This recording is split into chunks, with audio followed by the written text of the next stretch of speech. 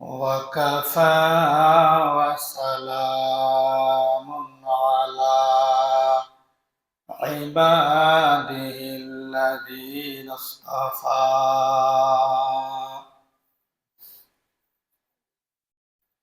قال رسول الله صلى الله عليه وسلم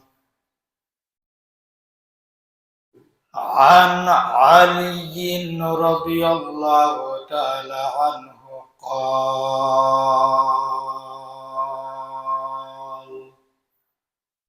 قال رسول الله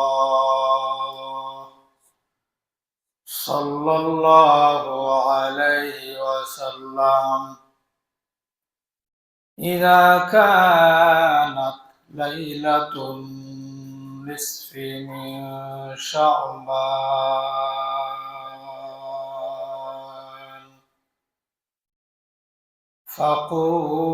فقوموا ليلها وصوموا نهارها، أو كما قال رسول الله صلى الله عليه وسلم.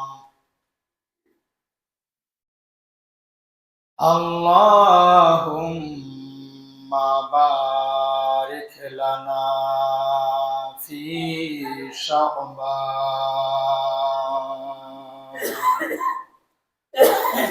وبلغنا رمضان.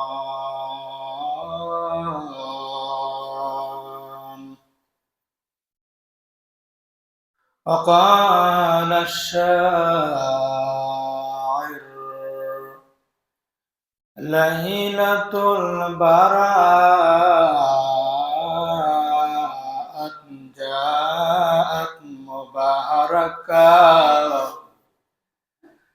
ليلة البراءة جاءت مباركة، فيها القلوب تستغفر وترجو الرحمة، فيها القلوب تستغفر وترجو الرحمة। আলহামদুলিল্লাহ, আজ শাবান মাসের 10তম তারিখ, 10ই শাবান, মঙ্গলবার দিন গিয়ে রাতে হলো শবে বরাত। সকলে বলি আলহামদুলিল্লাহ। আজকের জুমার আলোচনায় ইনশাআল্লাহ শবে বরাতের সম্পর্কে আলোচনা করা হবে। শবে বরাতের কি গুরুত্ব এবং শবে বরাতে আমল কি হবে, এই নিয়ে আলোচনা করা হবে। আমরা ইনশাআল্লাহ সবাই নিজের অন্তরকে উপস্থিত রেখে যেন বয়ানটি শুনতে পারি। সবাই জোরে সোরে বলি আমিন। সম্মানিত হাজিরিন, সম্মানিত উপস্থিতি, শবে বরাত বা লাইলাতুল বারাআত বলা হয়, যাকে শরঈ পরিভাষায় বলা হয় লাইলাতুন নিসফি মিন শাবান, অর্থাৎ শাবান মাসের মধ্যরাত। লাইলাতুন নিসফি মিন শাবান, শাবান মাসের মধ্যরাত। একটা হলো শবে কদর, একটা হলো শবে বরাত। শবে বরাতের ফজিলত আর শবে কদরের ফজিলত ভিন্নতা রয়েছে। শবে বরাত এটা শাবান মাসে হয়, আর শবে কদর এটা হয় রমজান মাসে। শবে কদর এবং শবে বরাত, শবে বরাতের এটা বলা হয়েছে যে 27তম রাত, 15তম রাত শবে বরাত।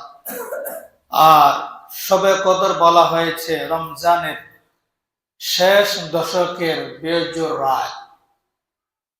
তবে শবে বরাত শবে কদরের মতো হতে পারে না। যেহেতু 1000 শবে বরাত যদি এক পাল্লায় রাখা হয়, আর শবে কদর ওটা যদি এক পাল্লায় রাখা হয়, তবুও শবে কদরের সমতুল্য হবে না। সুতরাং যে রাত সম্মান আল্লাহ পাক দিয়েছেন, নবী করিম সবাই জুড়ে সুরে বলি সাল্লাল্লাহু আলাইহি ওয়াসাল্লাম, যে রাতের যেটা সম্মান দিয়েছেন ওই রাতের সম্মান ওইটুকুই। শবে বরাত অর্থ হলো ভাগ্যের রাত, রিজিকের রাত, ঘুমার ক্ষমার রাত। আর শবে কদর অর্থ হলো সম্মানিত রাত। সুতরাং এই যে আমরা শবে বরাত যে বলি অথবা লাইলাতুল বরাত যে বলি, সাধারণত আমরা আঞ্চলিক ভাষা হিসেবে শবে বরাতই বলে থাকি।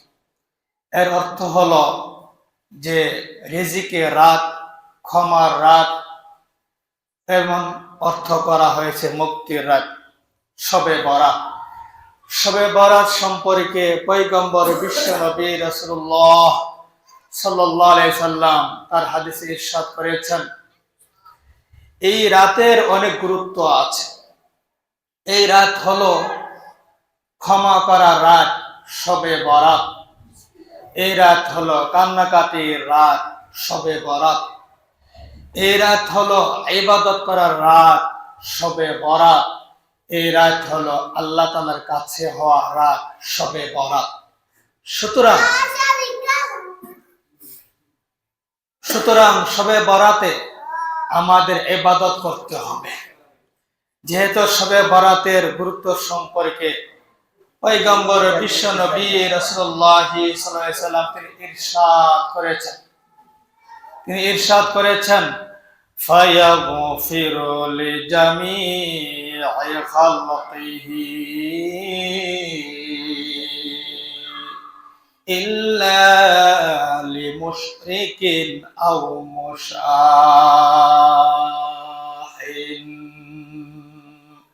শবে বরাত সম্পর্কে হাদিসের মধ্যে আসছে, রব্বে কারীম সমস্ত মানুষকে তিনি ক্ষমা ঘোষণা করেন। বলি সুবহানাল্লাহ। সমস্ত মানুষকে, লি জামি'i খালকিহি, সমস্ত মানুষকে আল্লাহ ক্ষমা ঘোষণা করেন। সুতরাং উনি ক্ষমা সবসময় করেন, তবে বিশেষ রাত শবে বরাতে তিনি ক্ষমা করেন। এক হাদিসের মধ্যে দেখলাম ওই রাতে শবে বরাত মঙ্গলবার রাতে, সেটা মনে হয় 3 তারিখে হয়, মঙ্গলবার 3 তারিখ হয়। ওই 3 তারিখে রাতে শবে বরাতে রাতে আল্লাহ পাক তিনি প্রথম আসমানে আসবেন। সবাই বলি সুবহানাল্লাহ। এই প্রথম আসমানের নাম হাদিসের মধ্যে দেওয়া হয়েছে আসমাউদ দুনিয়া। আসমান, দুনিয়ার আসমান যাকে বলে প্রথম আসমান, প্রথম আকাশ। আরেক জায়গায় দেখলাম 7 আসমানের 7টা নাম দেওয়া হয়েছে। প্রথম আসমানের নাম দেওয়া হয়েছে রকিয়া, যে আসমানটা নাকি এরকম ভাবে সবুজ শক্ত পাথর দ্বারা সেটা নির্মিত করা হয়েছে। এই আসমানে আল্লাহ পাক তিনি আসবেন শবে বরাতে ক্ষমা করার জন্য। বান্দাদেরকে তিনি ক্ষমা ঘোষণা করবেন। ইয়াগফিরু লিজামি'i খালকিহি,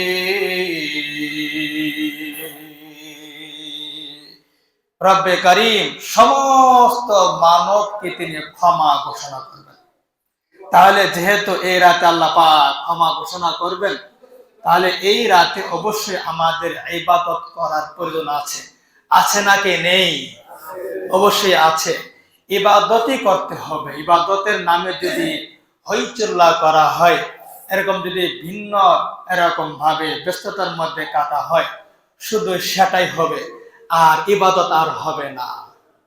আজ আমাদের মসজিদগুলা আজ আমাদের মাহফিল গোলা বড় বড় বক্তা বড় বড় আয়োজক হওয়া সত্ত্বেও মাহফিল গোলাতে মাঠ গুলো খালি, মসজিদ গোলা এরকম বয়ান করার সময় খালি। কেন খালি? নিয়তের মধ্যে সমস্যা, এমন সমস্যা নিয়তের মধ্যে, যার কারণে মসজিদও ফাঁকা হয়ে থাকে। মাহফিলের বড় বড় প্যান্ডেল যেখানে মাঠ আছে সেখানেও ফাঁকা থাকে। নিয়ত কি থাকে? যে আজকে আমাদের খাওয়ার দিন, খাবো, দোকানে যাব, চা নাস্তা করব বন্ধুদেরকে নিয়ে। নিয়ত সমস্যা হওয়ার কারণে মাঠ পর্যায়গুলো এরকম ফাঁকা থাকে। মসজিদে একই অবস্থা। প্রত্যেক দিন বয়ান শুনি আর বয়ান শুনতেই থাকি। ওই হুজুরে আসবে, উনি বয়ান করবে, নিয়তে সমস্যা, সুতরাং পরে যাব, বয়ান শুনবো না। সমস্যাটা কোন জায়গায় বলেন? নিয়তে। যদি এরকম নিয়তটা হতো যে প্রতিদিন বয়ান হয়, নিত্য নতুন, সুতরাং আমাকে শুনতে হবে, আমল করতে হবে, যদি এই নিয়ত যদি থাকতো, তাহলে এই পুরা মসজিদ, পুরা বারান্দা পর সহ একদম ফুল 12:30টার আগে সবকিছু ভরে যেত। আরে সমস্যা হলো নিয়তের মধ্যে। নিয়ত যদি ভালো থাকতো তাহলে আমরা এরকম ভাবে পুরা মসজিদটা এরকম ভরে পরিপূর্ণ হয়ে যেত।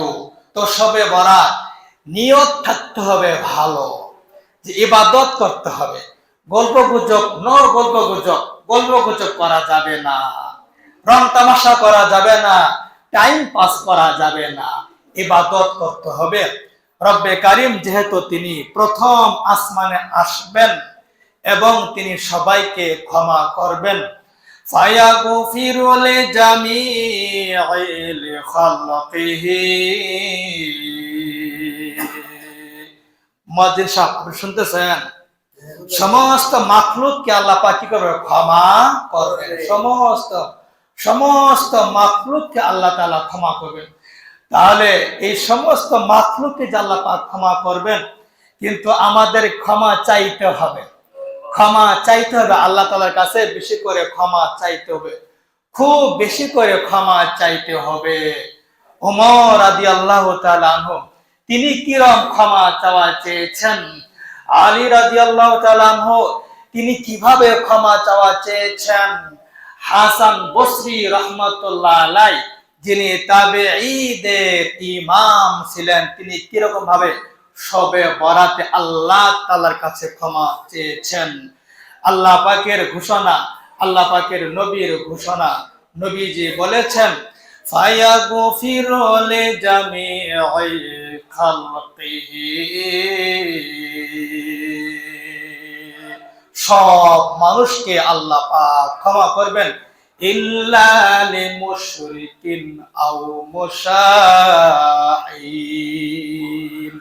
মুশরিক যে নাকি আল্লাহ তাআলার সঙ্গে শরীক করেছে, আল্লাহ তাআলার সঙ্গে আরেকটা খোদা মেনেছে, আল্লাহ তাআলার সঙ্গে এরকম শরীকানা সাব্যস্ত করেছে, আল্লাহ পাক তাকে মাফ করবেন না। এই রাতে ওই লোককে আল্লাহ পাক মাফ করবেন না যে আল্লাহর সঙ্গে কাউকে শরীক করেছেন। ইহুদি, নাসারা, খ্রিস্টান, এদেরকে আল্লাহ পাক মাফ করবেন না। এবং যারা আল্লাহ তাআলার সঙ্গে কাউকে শরীক করে, শরীকানা সাব্যস্ত করে, আল্লাহ পাক ওদেরকে মাফ করবেন না। ইল্লা লিমুশরিকিন আও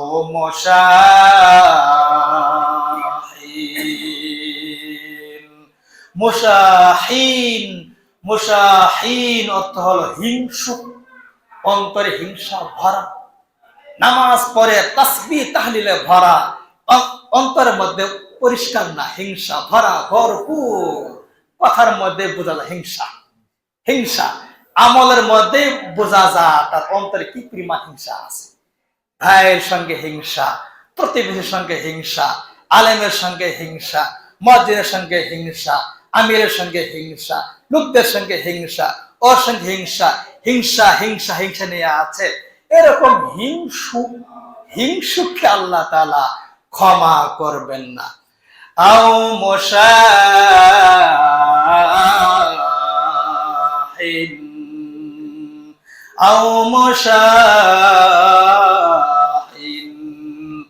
হিংসুকের জন্য আজ সেই শবে বরাতে আল্লাহ পাক তাকে ক্ষমা করবেন না।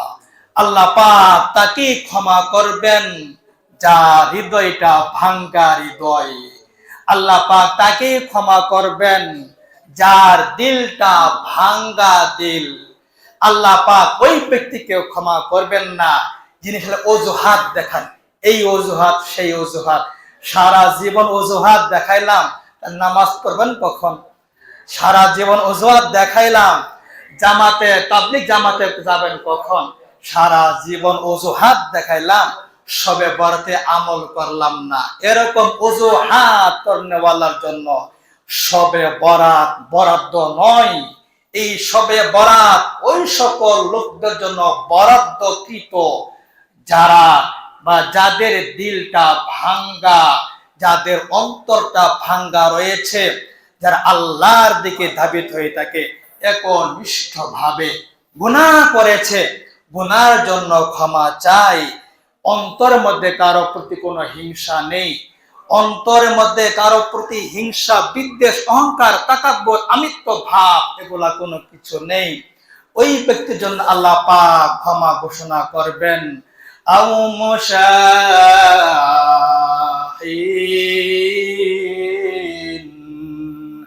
হিংসুকের জন্য কোনো ক্ষমা ঘোষণা করা হবে না। এই শবে বরাত, শবে বরাত তো প্রতি বছরে আসতেছে।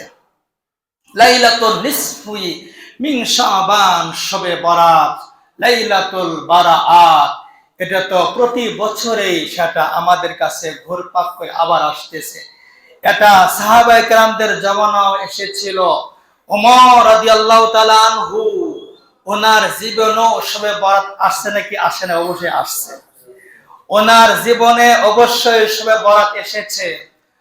ওনাদের আমল, ওনাদের হায়াত, ওনাদের জীবনী যদি আপনি পড়েন, এক ওমরের কাহিনী মানুষের জীবন বদলে যাওয়ার জন্য যথেষ্ট।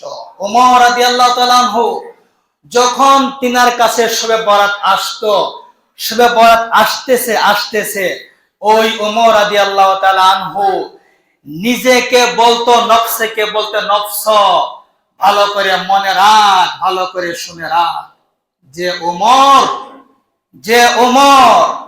যার পাওয়ার ক্ষমতা অনেক ছিল, যিনি জান্নাতের বাসিন্দা ছিলেন, ওই ওমরের কথা বলছি। আমি শুধু ঘুমায়ে চললে হবে না, নফসকে খাটাতে হবে।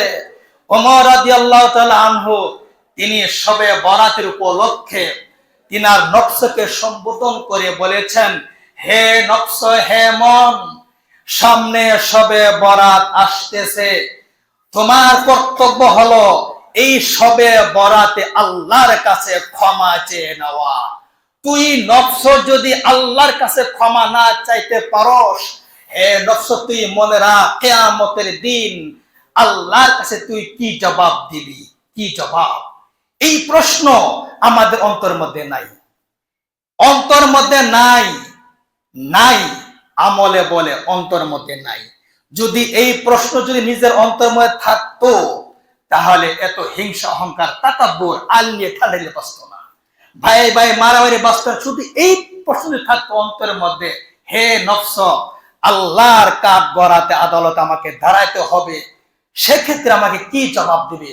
হে নফস, মনে রাখো, একদিন না একদিন তোমাকে মরতে হবে, একদিন না একদিন তোমাকে এই দুনিয়া থেকে চলে যেতে হবে। আল্লাহ তাআলার সামনে তুমি কি জবাব দিবা? এই প্রশ্ন যদি কারো থাকতো, তাহলে আমাদের এরকম ইবাদতে উদাসীনতা আসতো না। ওমর রাদিয়াল্লাহু তাআলা আনহু তিনি এরকম ভাবে প্রশ্ন করতেন নিজের মনকে। হযরত আলী রাদিয়াল্লাহু তাআলা আনহু তিনি শবে বরাতে এমন আমল করতেন, খুব ভালো করে আমল করতেন, লোক দেখানো তিনি আমল করতেন না। আমাদের সমাজে কিছু আছে, জুমাতেও নাই, ঈদেও নাই, শবে বরাতে আছে, কি সুন্দর করে জায়নামাজ একটা বগলের নিচে দিবে, হাতে একটা তাসবিহ নিবে, আয়রন করা একটা জুব্বা নিবে, এরকম যাবে। কোনদিন ওই লোকটা নামাজ কিছুই পড়ে না, লোক দেখানো আমল। ওই আলী রাদিয়াল্লাহু তাআলা আনহু থেকে শিক্ষা নিতে হবে। শবে বরাতে তিনি লোক দেখানো আমলকে তিনি পছন্দ করতেন না। আলী রাদিয়াল্লাহু তাআলা আনহু তিনি আমল করতেন শবে বরাতে, তিনি একা একা আমল করতেন, এরকম ভাবে অন্যরা আমল করত, তিনি লোক দেখানো আমল করতেন না। হাসান বসরি রাহমাতুল্লাহ আলাইহি যাকে বলা হতো এরকম ভাবে তাবিঈদের ইমাম, তাবিঈদের ইমাম, কত বড় কথা, কত স্পর্শকাতর কথা বলা হয়েছে না সম্পর্কে। সেই হাসান বসরি রহমতুল্লাহ আলাইহি তিনি শবে বরাত যখন আগে তার কাছে আসতো, শবে বরাত আসা মাত্রই তিনি কি পরিমাণ কান্নাকাটি করতেন, চোখের পানি শুধু বের হতো। ও আরশের মালিক, আপনি তো আজকে প্রথম আসমান এসেছেন, আপনি তো আজকে রুকিয়া আসমান এসেছেন, সমস্ত মাখলুককে আপনি ক্ষমা করবেন। ও আল্লাহ, আপনি আমাকেও ক্ষমা করেন, আমাকেও ক্ষমা করেন। এই তাৎপর্য, এই মাধুর্যপূর্ণ এই অনুভূতি যদি কারো ভিতরে না থাকে, হাজারো শবে বরাত যদি তার কাছে আসে, কোনো লাভ হবে না, কোনো লাভ হবে না। হাদিসের মধ্যে আসছে যে শবে বরাতে আমরা কিভাবে কি আমল করব। পয়গম্বর বিশ্ব নবী রাসূলুল্লাহ সাল্লাল্লাহু আলাইহি ওয়াসাল্লাম তিনি বলেন, قال رسول الله عن علي رضي الله تعالى عنه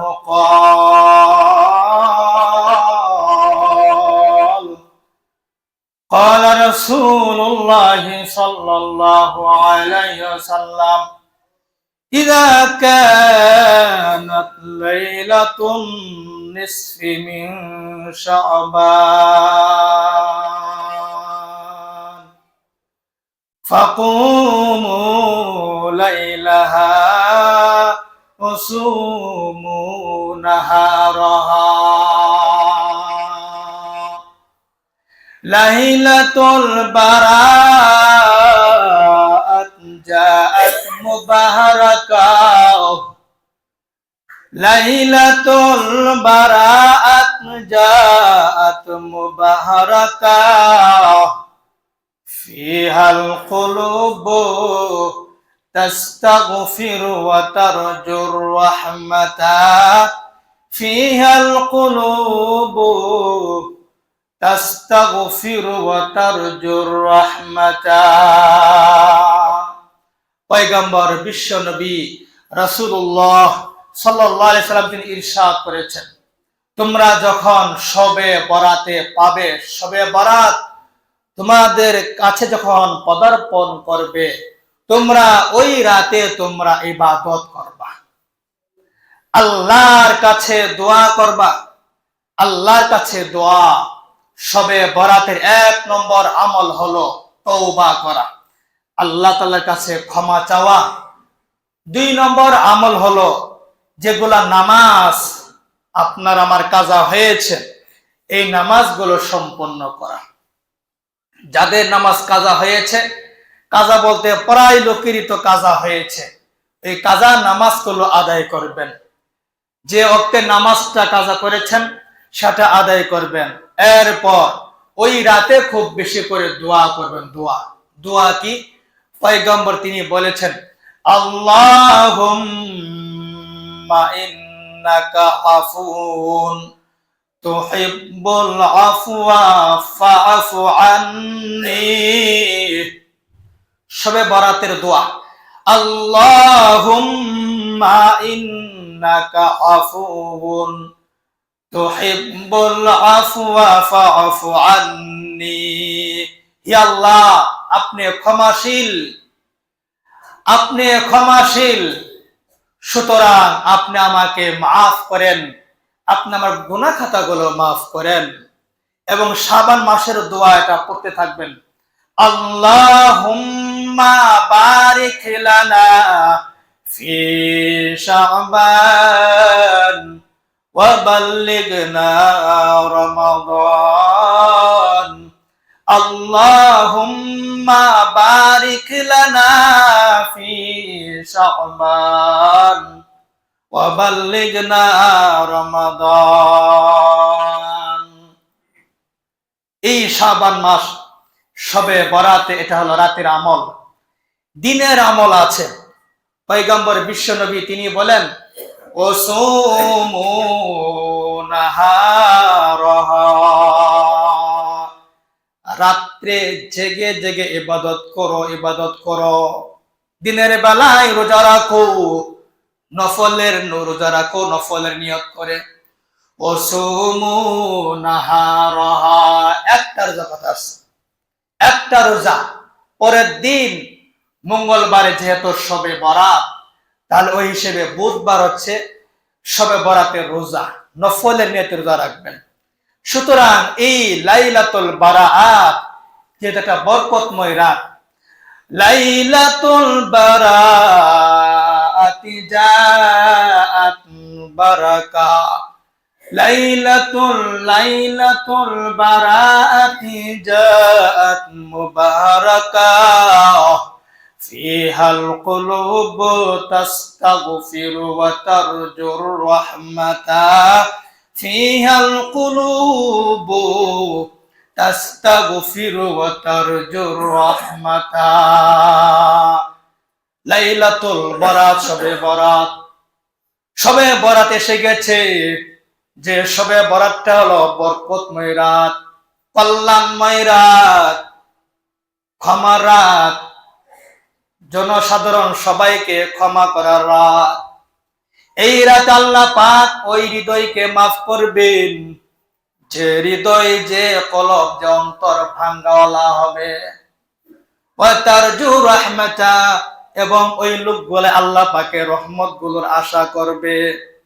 সুতরাং এরকম ভাবে ভাঙ্গা দিল নিয়ে আল্লাহ তাআলার কাছে ফরিয়াদ করা লাগবে, আল্লাহ জীবনে অনেক রকমের গুনার কাজ করছি, মেহেরবানি করে গুনাহ খাতাগুলো মাফ করে দিন, আর সামনে কোনো গুনার কাজ করব না, আর কোনো গুনার কাজ করবই না। সংকল্প আনতে হবে, এই দৃঢ়তা আনতে হবে, নিজের ভিতরে পরিবর্তনের চেষ্টা করে যেতেই হবে। জীবন মানে সংগ্রাম, যতদিন জীবন থাকবে ততদিন আপনার জীবন নিয়ে সংগ্রাম করতেই হবে। সংগ্রাম না করেন শয়তান আপনাকে ফেল করে দেবে। শয়তান হর হামেশা সর্বদাই সঙ্গে লাগানো না, মগজ ধুলাই না, শয়তান রগে ভিতরে ঢুকে অন্তর পর্যন্ত ঢুকবে শয়তান। সুতরাং জীবনের সঙ্গে সংগ্রাম করতে হবে, আল্লাহর দিকে ধাবিত হতে হবে। আসুন আমরা সুস্থতার সাথে একনিষ্ঠভাবে সেই মঙ্গলবারের রাত, শবে বরাত, মহামান্যত রাতকে আমরা মূল্যায়ন করি, ইবাদত করি, পরের দিন একটি নফলের নিয়তে রোজা রাখি। রব্বে কারীম যেন তিনি আমাদের সহায়ক হন। সবাই জোরে বলি আমিন।